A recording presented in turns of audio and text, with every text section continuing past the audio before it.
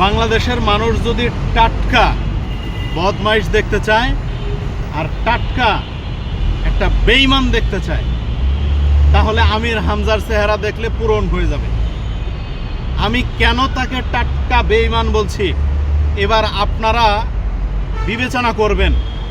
যে আমির হামজা 2009 সালে, যে আমির হামজা 2019 সালে বক্তব্য দিয়া 25 সালে এসে অস্বীকার করে, যে আমির হামজা বলে যে কোনো ব্যক্তি যদি ভিন্ন ধর্মাবলম্বীদের উৎসবে শুভেচ্ছা জানায় তাহলে তার ঈমান থাকে না, এটি শতভাগ সত্য কথা। তাহলে সেই আমির হামজা যদি হিন্দুদের পূজাতে শুভেচ্ছা জানায় তার ঈমান আছে? বেঈমান হয়ে গেছে। তাকে আমরা বলতে পারি অলিউস শয়তান। এই আমির হামজাকে অলিউস শয়তান বললে ভুল হবে না। আবার আরেকটা প্রশ্ন আমি রাখতে চাই, ওই আমির হামজার আমিরও পূজায় শুভেচ্ছা জানাইছে। ওই আমির হামজার আমির তিনি আবার বৌদ্ধদের খ্রিস্টানদের বড়দিনেও শুভেচ্ছা জানাইছে। তাহলে প্রশ্ন আসে, যাদের ঈমান নাই তাদের বউ তালাক, তাদের বউ যদি তালাক হয়ে থাকে তাহলে সেই আমির হামজা আর আমির হামজার আমির তারা যে তাদের বউয়ের সাথে থাকতেছে সেটা কি জায়েজ নাকি হারাম? আমি আপনাদের বিবেচনায় রেখে গেলাম।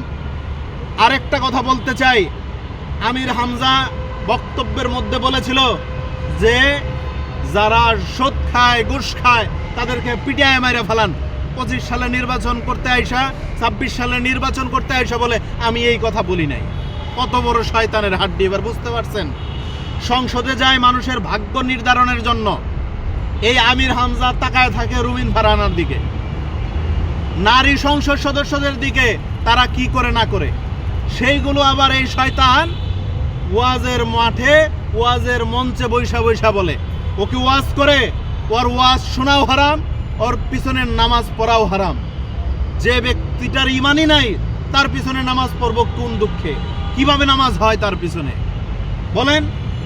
আমির হামজা আবার গত কয়েকদিন আগে আরেকটা মাহফিলে আমজনতার তারেক রহমান সাধারণ সম্পাদক, তাকে নিয়ে বলছে তাকে যেখানে পাইবেন সেখানে গণদোলাই দিবেন, পিটাইবেন। এগুলা কারা বলতে পারে? যারা উগ্রপন্থী সন্ত্রাস তারা বলতে পারে। তার আমির হামজা প্রমাণ করে দিল জামাত উগ্রপন্থী সন্ত্রাস। তাই আমাদের দলের সাধারণ সম্পাদক তারেককে পিটানোর জন্য নির্দেশ দিয়েছে। স্পষ্ট কথা, যারা এই ধরনের উস্কানিমূলক বক্তব্য দেয় তাদেরকে কোনো মাহফিলে বক্তব্য দেওয়ার সুযোগ দেওয়া যাবে না, তাদেরকে কোনো মাহফিলে দাওয়াত করা যাবে না। এবং তারা কোনো স্টেজে উঠলে আপনারা কিভাবে নামাবেন জনগণের কাছে দায়িত্ব দিয়ে দিলাম। কেউ ফুলের মালা দিয়ে নামাইতে পারেন, কেউ জুতার মালা দিয়ে নামাইতে পারেন, পুরোটা দায়িত্ব জনগণের উপর। আপনারা নামায় চেষ্টায় আপনারা বিচার করবেন, জনগণের কাছে বিচার দিলাম। এই ধরনের উগ্রপন্থী দলকানা যারা ইসলামের নামে মিথ্যাচার করে প্রতিনিয়ত, দেখেছেন আপনারা জামাতের আমির কি বলেছে? জামাতের আমির কি বলছে আপনারা জানেন নাই, শোনেন নাই? ঈদের পরবর্তী সময়ে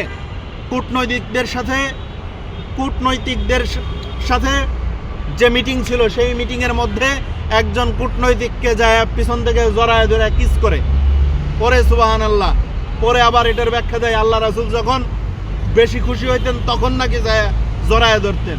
কত বড় বাটপার এবং শয়তান এই ধরনের কথা বলতে পারে? আপনারা ভালো করে দেখে রাখেন, এই জামাতে ইসলাম যদি বাংলাদেশে থাকে তাহলে আর ইসলামের কোনো শত্রুর প্রয়োজন নাই। আমি আগেই বলেছিলাম নির্বাচনের আগে যদি জামাতে ইসলাম ক্ষমতায় আসে বাংলাদেশ থেকে 200 বছরের জন্য ইসলাম মুছে যাবে। কাজেই তারা কি বলছে? আল্লাহ চাইলে ক্ষমতায় আসবে, আল্লাহ চায় না এই শয়তানরা ক্ষমতায় আসুক। সেই জন্য গোলাম পরোয়ারের ভরাডুবি হয়েছে, সেই জন্য জামাতের সেলিব্রিটি আইনজীবী শিশির মনির ভরাডুবি হয়েছে। এই শয়তানগুলো ক্ষমতায় আসে নাই।